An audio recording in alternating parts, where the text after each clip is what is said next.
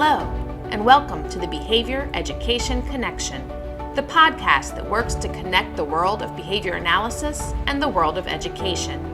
We focus on topics important to behavior analysts who work in the public schools and those who support them. Join us and spend time gaining insights and ideas as our host talks with fellow behavior analysts as well as other experts in the field.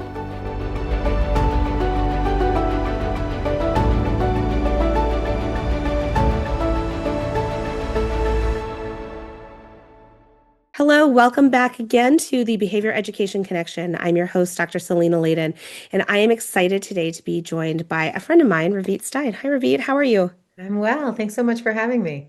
Could you go ahead and introduce yourself to our listeners? Sure, I'd be happy to. My name is Dr. Ravit Stein. I'm the Director of Consultation and Professional Learning at EastConn, and EastConn is one of the 6 regional education service centers in Connecticut that support a variety of school districts, all the school districts in Connecticut, but our RESC supports the Northeast corner, the 36 districts in the Northeast corner. And I am a behavior analyst, a licensed psychologist, and a school psychologist by training. And I have the honor of facilitating the statewide community of practice for school-based behavior analysts in Connecticut that's supported by our Department of Ed. So I get to intersect with BCBAs across the state every couple of weeks through a variety of topics that we discuss that are impacting school-based BCBAs. I appreciate that. And that's kind of how we met, right? Is your work with school-based BCBAs. And so our topic today, we're going to jump in. We have spent a lot of time talking about things that go on in lots of places. I'm in Virginia, so we tend to talk a lot about what's going on in Virginia, but I'm excited to hear about the perspective from Connecticut. So can you give us a little background and information about what's going on with school-based BCBAs in Connecticut?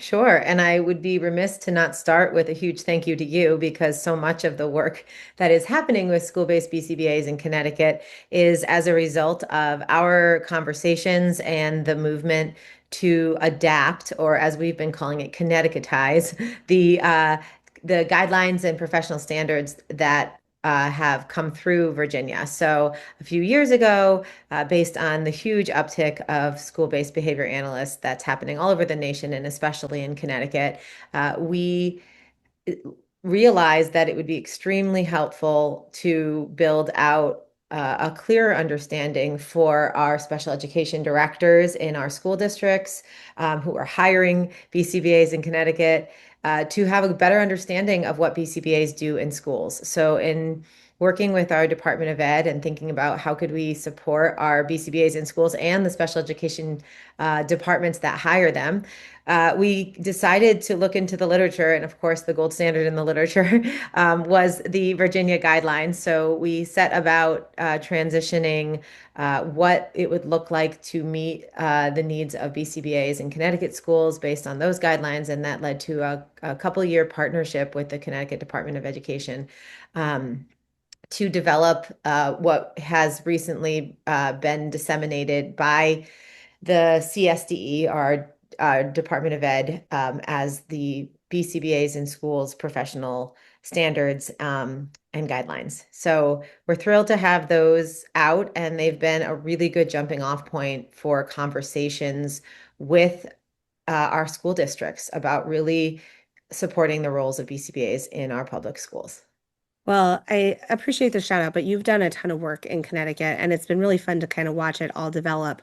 Can you tell us a little bit about the guidelines that you all developed and kind of what your process was, and then what your hopeful outcome of that was?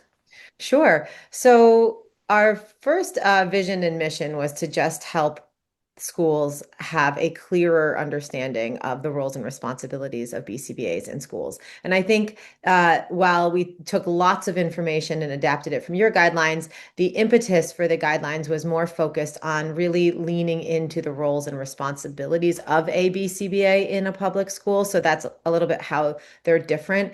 And so I know that our Department of Education and our public schools really wanted to be clear on how BCBAs are involved from an MTSS perspective, multi-tiered systems of support, how we ensure that those BCBAs can intersect with RBTs in an ethical manner and be supporting and supervising RBTs in schools. So we leaned into defining those roles and differentiating those roles with a lot of clarity. We knew that one of the most important questions that our schools wanted answered was, what should the BCBA caseload be in a public school? Which the silver bullet is that there is no perfect answer for that, but we decided 100%. to integrate into the guidelines four different, it's called a tale of four cities or a tale of four districts, but four different case studies of BCBAs in different public schools with their resource pie or roles and responsibilities and what those actually look like related to the number of cases they support. And so that there is a continuum of understanding of what a BCBA could do in a school in terms of caseload. As many of you know, the work around informed consent in BCBA's functioning in public schools has been complicated in some ways because of the intersection with IDEA. And so the guidelines really aimed to help clearly delineate informed consent for BCBA's working in public schools and has led to great continued conversations with our community and school-based partners around what does it really mean to gain informed consent for BCBA consultation and functional behavioral assessments and other activities. And then finally, we loved the professional standards that were built about a year and a half, I think, later than the legislative Yep. mandate in Virginia. And we shot our shot as at integrating those professional standards into the document instead of it being separate. So the CSDE was willing to adopt the professional standards that were originally developed in Virginia, and we, I would say, just elaborated on the work that you all did and built out a rubric to help with self-assessment and evaluation of BCBAs in schools and provided some additional operational definitions of some of those professional standards. But we use the same 5 anchor standards that are used in Virginia. So I think that all that together allowed us to have a really strong opportunity to strengthen and improve the understanding of those around us. And also so many BCBAs who are coming into public schools for the first time. So we know that many BCBAs are trained well and yet do not have public school experience. And so Sure. this becomes a really good onboarding document for them in the public school.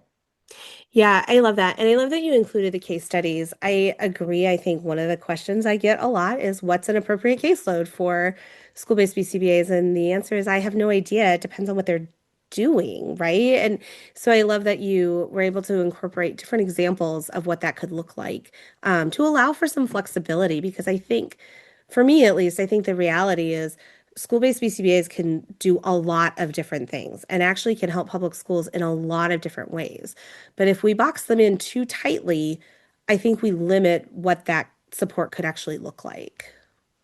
Yes, I completely agree. And that was one of the reasons that we built out in those guidelines a table for what BCBAs do at tier 1, tier 2, and tier 3, because we wanted it to be really clear that a BCBA can have a role in MTSS, a BCBA can have a role in proactive tier 1 classroom management. Yep. And be a part of attendance teams. So we really leaned into providing other examples of the variety of roles that they can have. And we even did at the beginning of the guidelines, like a myths about BCBAs section Mhm. where we reminded the public that BCBAs aren't just involved in DTI, discrete trial instruction, and that we work with students who with all learners, not just those who are complex communicators or have significant behavioral issues. So I think that those conversations have they continue. They're complicated, and I think that because of mandates and IEPs, we still are, to your point, sometimes boxed into a narrower scope than we could if we were able to more proactively support the system. So I don't want to glaze over the fact that you have done a tremendous amount of work up in Connecticut. I mean, you all, when I first met you, you all had started with, we have great people who want to do really great things, but there weren't a lot of formal structures in place to make those great things happen. And so, one, congratulations just for getting guidance and such available to people. I think that people don't understand what a huge accomplishment that actually is with all the red tape that happens and all the things that all the people that need to be involved to make that happen. So congratulations on that for sure. But with all of this, I'm sure that you've met a lot of school-based BCBAs, you've talked with a lot of school-based BCBAs, you've talked with a lot of people in schools who aren't BCBAs. And so with that, what are some thoughts that you have about why why is it important for school-based BCBAs to be in schools? And what do you think that they need in order to be successful? We only have a little bit of time. We do. It's a big Um, question, but I think it's an important one. it is. So the second piece of it was why. So why is it important for BCBAs to be in schools, and what do they need to be successful in schools? Yes, exactly. Um, I mean, I can't think of reasons why we wouldn't want someone who has expertise in how students can be more motivated to succeed at the forefront of supporting students in succeeding. Um, 100%. and so I think that BCBAs in schools, while sometimes they're brought in to address interfering behaviors and reduce problematic behaviors, I think that the most effective space for BCBAs is where we have so much expertise in skill building and opportunities to teach effective skill building with students. And so I'm hopeful that BCBA's work in schools can continue to guide instruction for all students and the motivational aspects and thinking about skill versus motivation or performance deficits in the way that we consider student instruction.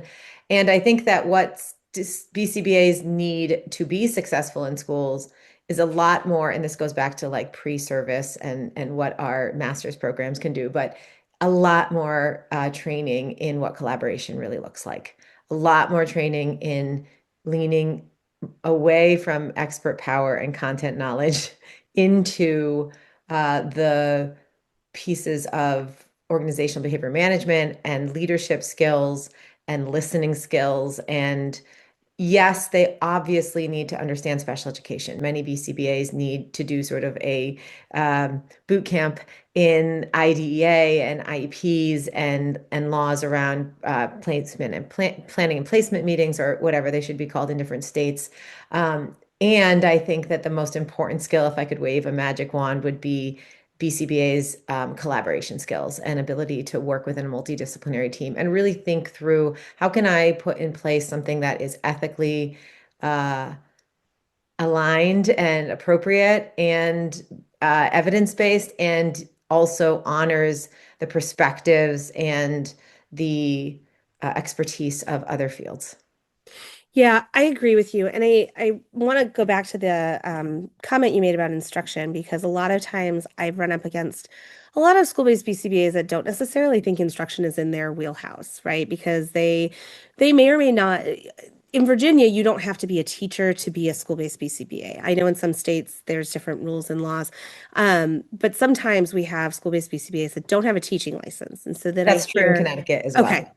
And so I've heard like I'm not an expert in instruction and I'm like, well, actually you have a lot of expertise in instruction. You may not be a content expert, That's right. right? Like you may not know the classifications of species, you may not know how to solve this calculus problem, but you know how to instruct. And so I think your point about collaboration is so critical when it comes to instruction because someone has to be the content expert, but somebody who's a content expert may need support with providing effective instruction as well.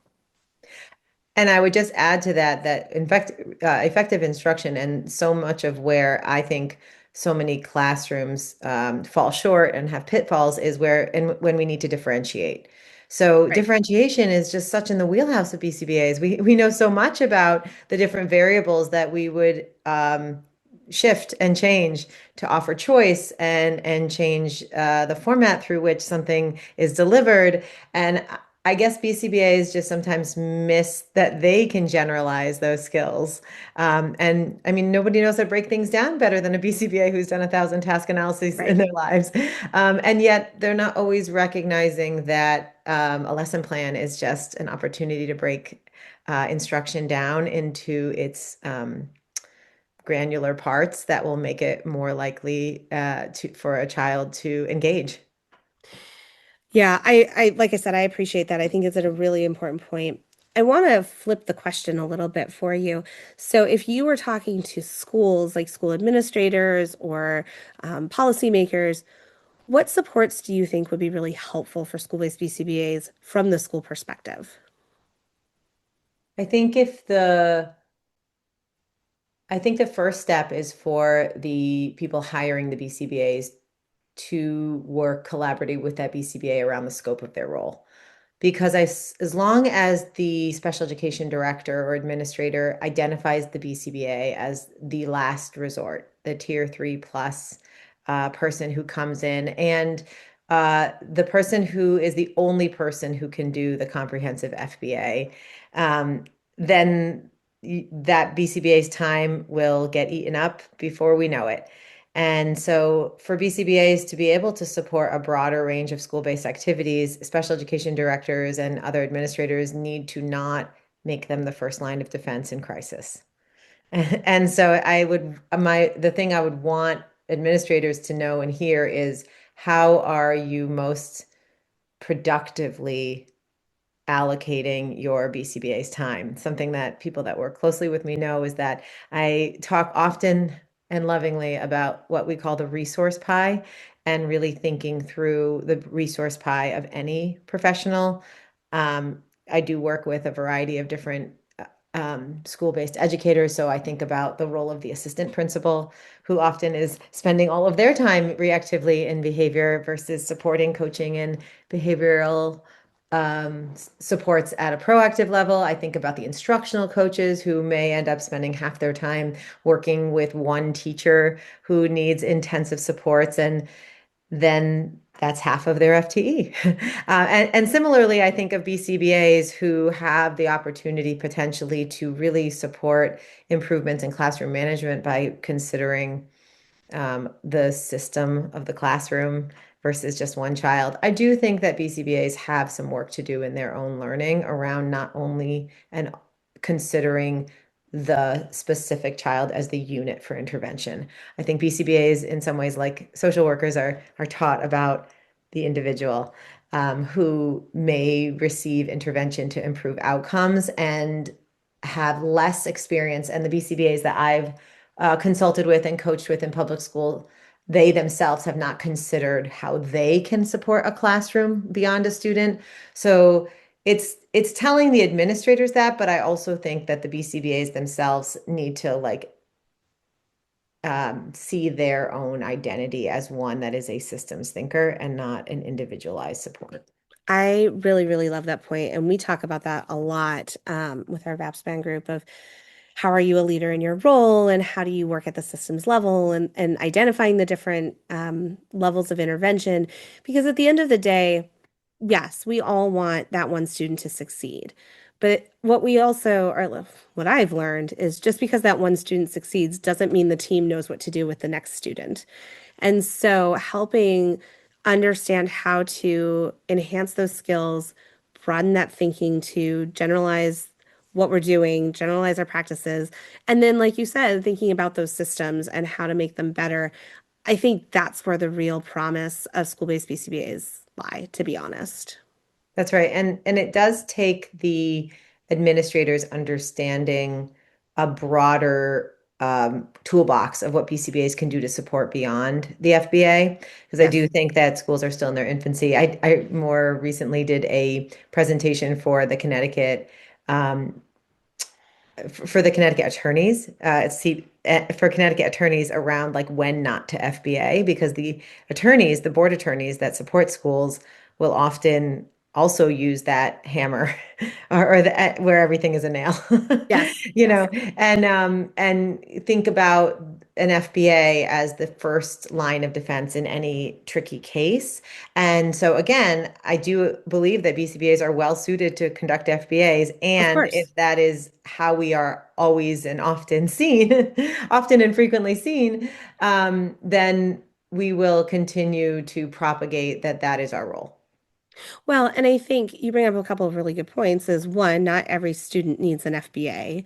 Um, Sometimes we know the function because of our observations and our data collection, and spending another 65 admin days collecting that data may not be the right steps to take. I think the other part of the FBA process is your point of the BCBA isn't the only person who can do an FBA. And yes, there are some cases that I think require that level of expertise and knowledge, but there are lots of cases that don't. And so if the BCBA's only job is to conduct FBAs, that's a big time eater for those people to not be able to coach and provide extra training and to provide supports in classrooms, and so that hopefully we don't have to get to that level of individualized need.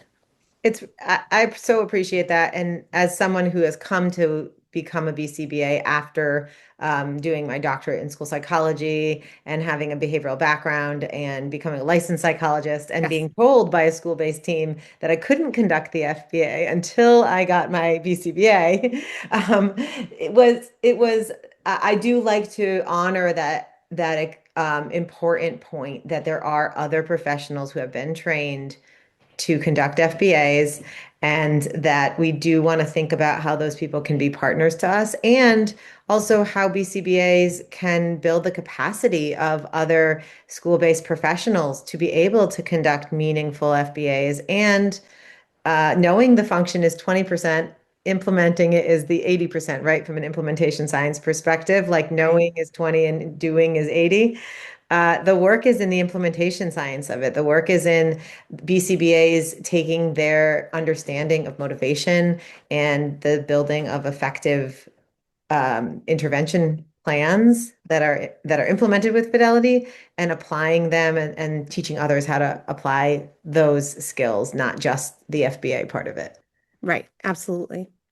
So, what's next? What's going on in Connecticut? Where are you all going now that you've got some good guidelines in place, you've got some good momentum going? Where do you go next? Well, Connecticut is in the process of updating our MTSS guidelines. Okay. The Department of Education is looking at updating what do we mean when we say MTSS. And so we've been involved in some of the focus groups and the development of where those guidelines go.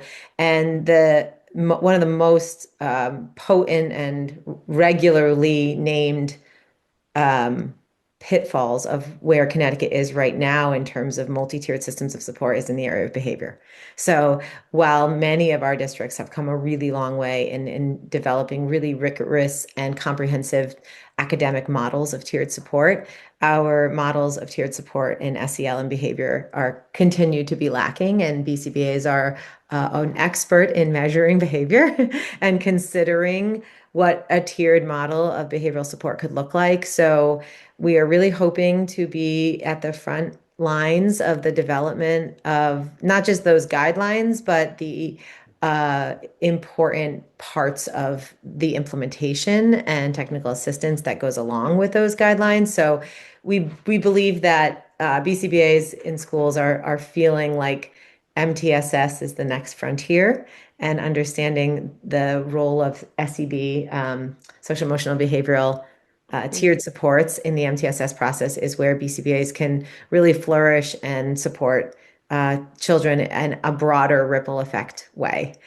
And I think so I've been in this field a little, I don't say too long, but when I went into the field, most schools in Connecticut did not, I don't think any schools in Connecticut hired their own BCBA, and only a few consulted with BCBAs. And that's where I started. And now even the smallest districts in Connecticut may have a part-time or even a full-time BCBA on staff. So just in the course of a decade, the landscape has changed so much in terms of not schools not even knowing what a BCBA was to having a BCBA hired full time in almost every district. So the landscape of what BCBAs can and should do in districts continues to change very quickly. So I believe that our involvement in MTSS, which is, another word for universal, proactive, equitable supports for all, is where BCBAs can really be a partner in meeting the needs of all of our students who have um, complex behaviors and important skills to learn that they may not be coming in with, that we can be skill builders. Yeah, I love that. And one of the things that I really commend you all thinking about is having a seat at the table about these conversations, right? Because I think, to your point, school-based BCBAs are still relatively new to most public schools. Even in Virginia, I mean, I was hired in my first school system in 2007. I was the first BCBA they'd ever had. They didn't really know what to do with me. It was, we had a lot of learning to do together. But that was still really new. And that was not even quite 20 years ago. That's right. So, which, I still like to think the 90s were like 10 years ago. So that makes me feel Sure, very same, old. same. But, you think about we've basically brought an entire field of study into the field of education, and it's only been a decade or two that we've even been in the schools, and we're still trying to figure out what it is that we can be doing, what it is we should be doing. But if we're not at the table when these conversations are happening, we're not going to be able to influence and shape those conversations either. And then we're not going to be able to be as effective and maximize the potential that school-based BCBAs have. The other place, it made me think what you were saying, the other place that we are really trying to have a seat at the table, even if we have to push our chair in, is that so many BCBAs that I work with in our community of practice are just wish they could stay in schools forever, but there isn't a framework or an avenue for them to get into educational leadership. And in Right. Connecticut, if you don't have a cross certification through the Department of Ed, you don't have the ability to apply for higher ed leadership programs. So that's the other place that we're really putting our lobbying efforts right now, is considering what it could look like for BCBAs to have some pathway towards ed leadership, even if they don't have a cross certification in education, because so many BCBAs would be exceptional principals, APs, district leaders,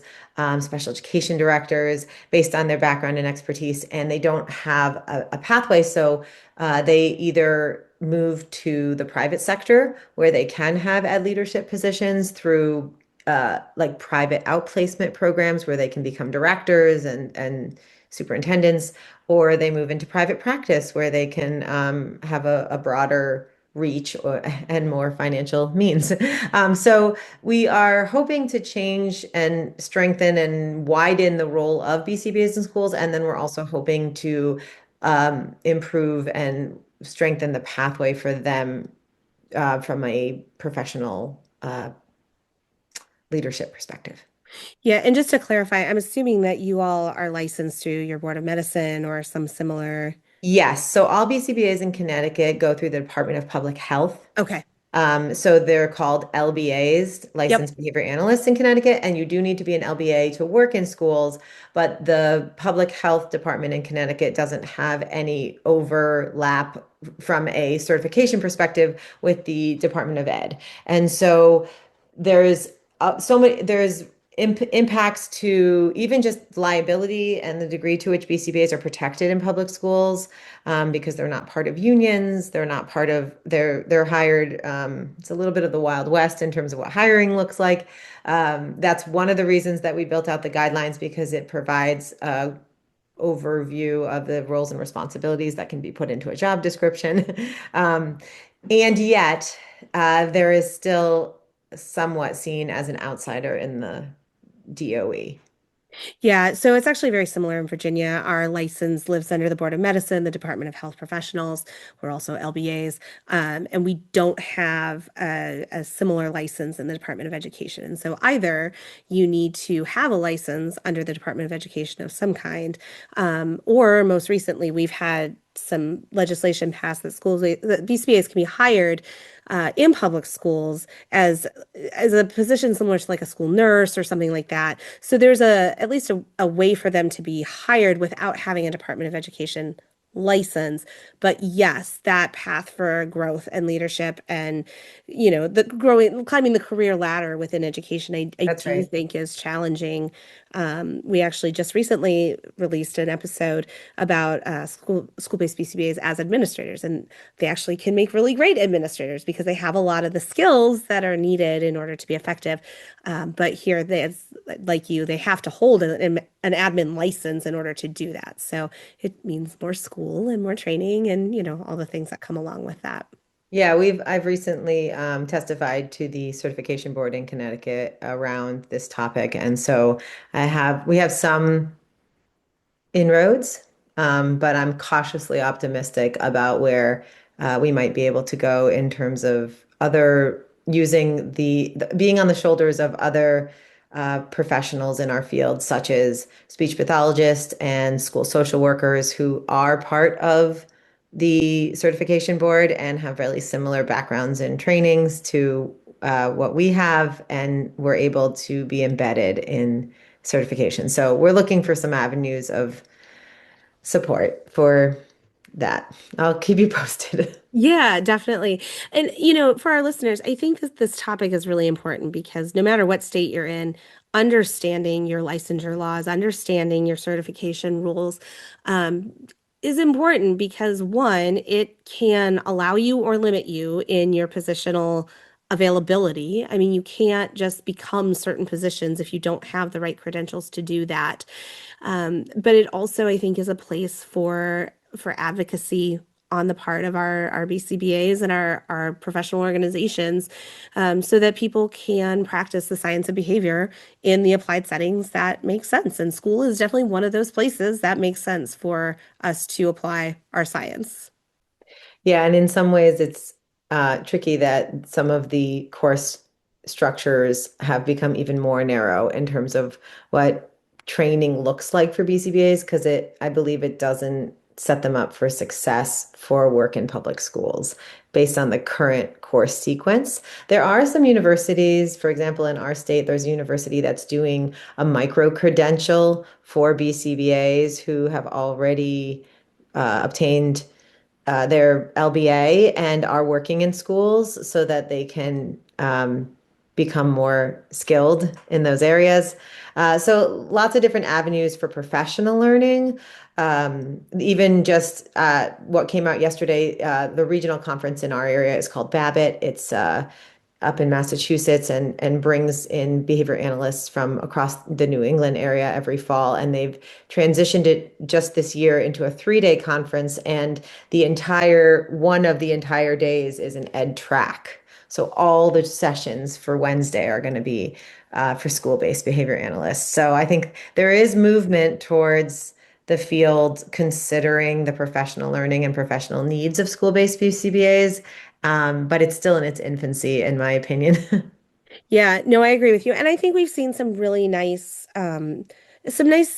starting points for this with a lot of our professional organizations, at least trying to include educational tracks or educational content because I think more and more more and more BCBAs are in schools and having this experience. I think it's really important that we hear from people who do work in public schools or have worked in public schools because it is different than working in a private ABA school, right? The structures, the politics, the knowledge base that you like, there's so much that you have to be able to do. Not that you don't have to in other settings, but just navigating that in a public school can be really complex sometimes. So having that understanding is really important. Yeah, my colleague, Dr. Connolly, who I have to shout out, who is the lead author on the guidelines, is a school psychologist by training, a licensed psychologist, and a board certified behavior analyst. And she just recently moved to a tenure track position at a university in our state, which was, of course, a huge loss for our partnership, but we still get to work together. And I'm thrilled that future behavior analysts are going to be trained by someone who has 15 years of school-based consultation under their belt. And I think that more and more training programs and universities are considering hiring BCBAs that have a background in school consultation, and I think that can help our future practitioners. For sure. Well, this has been a really great conversation, and I really appreciate you sharing kind of what's been going on up in Connecticut and your perspective on things. Before we leave, is there anything that you want to say to our listeners? Well, I just appreciate the opportunity to chat with you. And I encourage listeners to put yourself in spaces and in rooms with practitioners that have really diverse training and views, and consider what it looks like to discuss behavior with people who come from a different lens. I can say from my own experience, I've very recently been working very closely with a pediatric neuropsychologist around the neuroscience of motivation and the degree to which I've changed the way I explain behavior and motivation to colleagues and consultees based on a better understanding of the dopamine release and the role that the frontal lobe plays versus the basal ganglia is just a huge ability for me to widen my understanding of the many ways that we can understand behavior and the many ways we can use our role to message to a variety of different listeners, whether it's families or teachers. So I think the best way that we as behavior analysts can improve our craft is to put ourselves in rooms with people from other disciplines who are also in the business of improving student outcomes and have learned about it in different ways. So I encourage you to have those conversations with your Well, I agree. I think different perspectives are always helpful, not necessarily to change our mind or to change our science, but to help us understand where everyone else is coming from and to just help us be better colleagues all the way around. So I love it. Well, again, thank you so much for joining me today. I really appreciate your time. Thanks so much for having me. And to our listeners, we will see you on our next episode. Thank you for joining us on this episode of the Behavior Education Connection. Join us next time for another great conversation about behavior analysis in the schools. And don't forget to subscribe so you don't miss out on an episode. Sending out a special thanks to the Virginia Department of Education for supporting our work. We look forward to connecting with you all again soon.